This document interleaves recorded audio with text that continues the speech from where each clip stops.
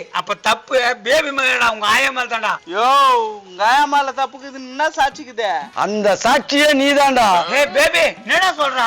அந்த புனித தேவி கூட 1 வருஷம் 2 வருஷம் பழக்கம் இல்ல, 50 வருஷம் பழக்கம். ஏய் 50 வருஷத்துக்கு முன்னாடி அந்த கிழவிக்கு 50 வயசுடா.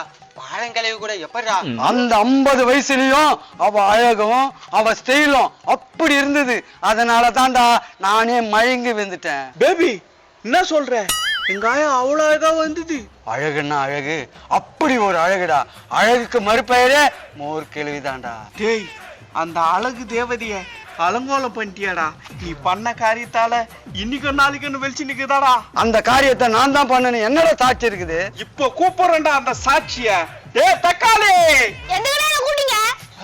இவன் தான் தக்காளியா? ஒருவேளை இவன் பாத்துருப்பானா?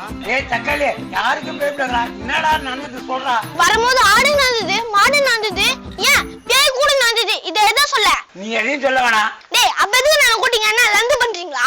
ஏய் தக்காளி, இந்த பேபி எங்க ஆயாவை என்ன பண்ணான்னு சொல்றா. என்றா தக்காளி நீ பாத்தியா?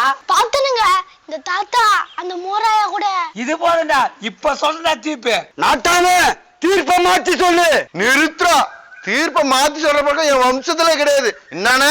ஏ பசுபதி, நான் தான் ஊரை விட்டு தள்ளி வச்சுனடா. எனக்கு என்னடா மரியாதைய வந்து நிக்கிற? அப்ப மாத்தி சொல்ற பக்கம் எங்க அண்ணனுக்கு உண்டுடா. அவன் என் வம்சமே கிடையாதுடா. அவனை மாத்தி மாத்தி அடிக்கடா. என்னடா கணக்கு? அதான்டா கணக்கு.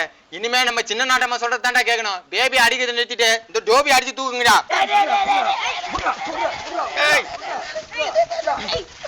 என்ன தீர்ப்பு சொல்ற? டேய் புடுறா புடுறா புடுறா. ஆஹா, இந்த கேப்ல நம்ம மோர்கவி பிரச்சனையை மறந்துட்டானுங்க.